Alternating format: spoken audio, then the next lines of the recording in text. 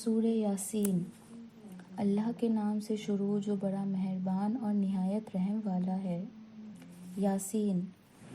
قرآن کی قسم ہے جو تمام حکمتوں سے بھرا ہوا ہے۔ اے محمد صلی اللہ علیہ وسلم، بلا شبہ آپ رسولوں میں سے ہیں، سیدھے رستے پر ہیں۔ یہ قرآن نازل کیا ہوا ہے زبردست مہربان کی طرف سے کہ آپ ان لوگوں کو ڈرائیں جن کے باپ دادا کو نہیں ڈرایا گیا تھا، بس وہ غفلت میں پڑے رہ گئے۔ ان میں اکثر پر یہ بات ثابت ہو چکی ہے سو وہ ایمان نہیں لائیں گے۔ ہم نے ان کی گردنوں میں طوق ڈال رکھے ہیں، پھر وہ تھودیوں تک پھنسے ہوئے ہیں جس سے ان کے سر اولال اٹھ رہے ہیں، اور ہم نے ان کے آگے بھی دیوار بنا دی ہے اور ان کے پیچھے بھی دیوار بنا دی ہے، بس ہم نے ان کو گھیر لیا ہے تو وہ دیکھ نہیں سکتے۔ اور آپ ان کو ڈرائیں یا نہ ڈرائیں دونوں برابر ہیں، وہ ایمان لانے والے نہیں ہیں۔ آپ تو صرف اسی کو ڈرا سکتے ہیں جو نصیحت پر چلے اور اللہ سے بغیر دیکھے ڈرے،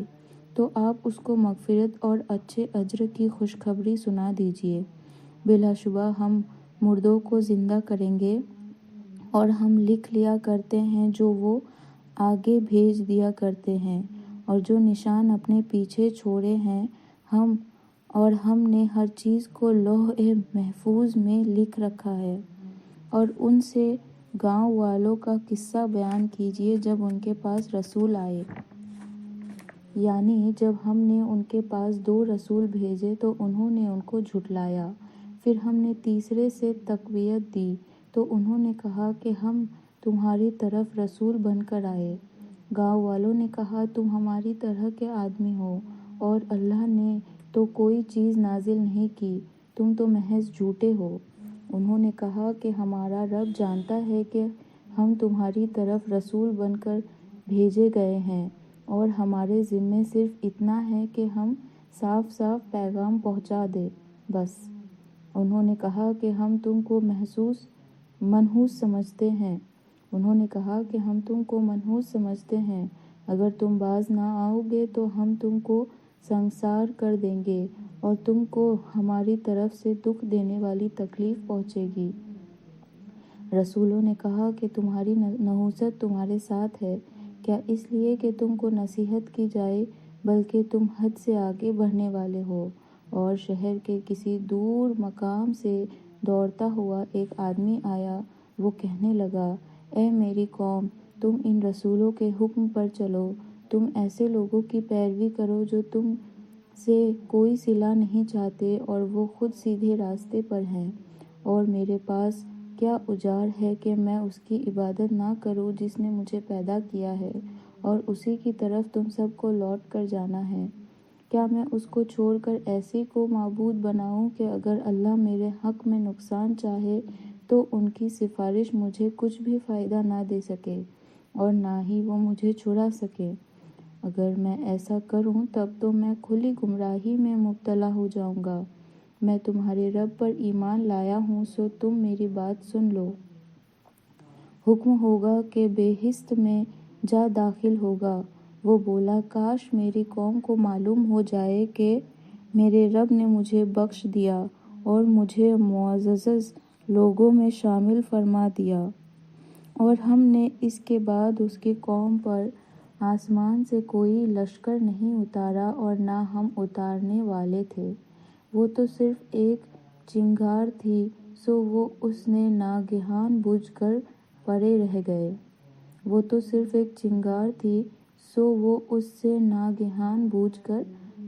رہ گئے۔ بندوں کے حال پر افسوس ہے کہ ان کے پاس کوئی رسول نہیں آیا جن کا انہوں نے مذاق نہ اڑایا ہو۔ کیا انہوں نے نہیں دیکھا کہ ہم نے ان سے پہلے کتنے لوگوں کو ہلاک کر ڈالا تھا کہ ان کے طرف لوٹ کر نہیں آئیں گے، اور یہ سب کے سب ہمارے سامنے حاضر کیے جائیں گے، اور ان کے لیے ایک نشانی زمین مردہ ہے کہ ہم نے اس کو زندہ کیا اور اس میں سے اناج اگایا، پھر یہ لوگ اس میں سے کھاتے ہیں، اور ہم نے اس میں کھجوروں کے اور انگور کے باغات لگائے اور اس میں چشمے جاری کر دیے تاکہ یہ لوگ ان کے پھل کھائیں، اور ان کو ان کے ہاتھوں نے نہیں بنایا تو کیا یہ شکر نہ کریں گے؟ وہ ذات پاک ہے جس نے ہر چیز کے جوڑے بنائے، زمین کے، نباتات کے، اور خود ان کے اور ان چیزوں کے جن کی ان کو خبر نہیں، اور ان کے لیے ایک نشانی رات ہے کہ ہم اس میں سے دن کو کھینچ لیتے ہیں تو اس وقت ان پر اندھیرا چھا جاتا ہے اور سورج اپنے ٹھکانے کی طرف چلتا رہتا ہے۔ یہ ایک مقرر کیا ہوا اندازہ ہے اس کا جو زبردست ہے اور علم والا ہے، اور چاند کے حکم نے منزلیں مقرر کر دی ہے، یہاں تک کہ چاند گھٹتے گھٹتے کھجور کی پرانی ٹہنی کی طرح ہو جاتی ہے۔ یہاں تک کہ چاند گھٹتے گھٹتے کھجور کی پرانی ٹہنی کی طرح ہو جاتی ہے، نہ تو سورج ہی چاند تک پہنچ سکتا ہے کہ اس کو جا پکڑے، اور نہ رات ہی دن سے پہلے آ سکتی ہے، اور ہر ایک دائرے میں تیر رہا ہے۔ اور ایک نشانی ان کے لیے ہے کہ ہم نے ان کی اولاد کو بھری ہوئی کشتی میں سوار کیا، اور ان کے لیے ہم نے ایسی ہی چیزیں اور پیدا کیے جن پر وہ سوار ہوتے ہیں، اور اگر ہم چاہیں تو ان کو غرق کر دیں تو پھر نہ کوئی ان کی فریاد سنے گا اور نہ ہی بچائے گا، مگر یہ ہماری رحمت ہے اور ایک عرصے تک ان کو فائدہ دینا ہے۔ اور جب ان سے کہا جاتا ہے کہ جو تمہارے آگے اور جو تمہارے پیچھے ہو اس عذاب سے ڈرو تاکہ تم پر رحم کیا جائے، اور ان کے پاس ان کے رب کی طرف سے کوئی نشانی نہیں آئی کہ انہوں نے اس سے منہ نہ موڑا ہو، اور جب ان سے کہا جاتا ہے کہ جو رزق اللہ نے ان کو دیا ہے اس میں سے خرچ کیا کرو، تو کافر مومنوں سے کہتے ہیں کہ کیا تم ان کو کھانا کھلائے جن کو اگر اللہ چاہتا تو وہ خود کھلا دیتا، تم تو کھلی غلطی میں ہو۔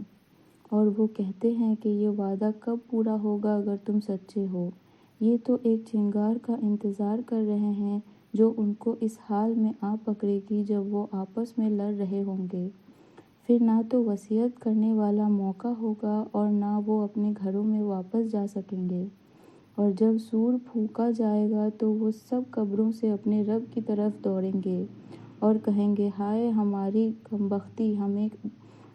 ہماری قبروں سے کس نے آ جگایا؟ یہ وہی ہے جس کا رحمان نے وعدہ کیا تھا اور پیغمبروں نے سچ کہا تھا۔ یہ صرف ایک روز کی آواز ہوگی جس سے سب کے سب ہمارے روبرو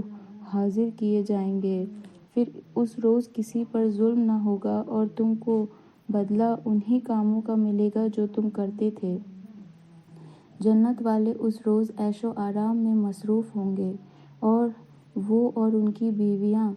سایوں میں تختوں پر تکیہ لگائے بیٹھے ہوں گے، وہاں ان کے لیے میوے ہوں گے اور جو وہ طلب کریں گے فوراً موجود ہوگا۔ مہربان اللہ کی طرف سے ان کو سلام کہا جائے گا۔ مجرموں،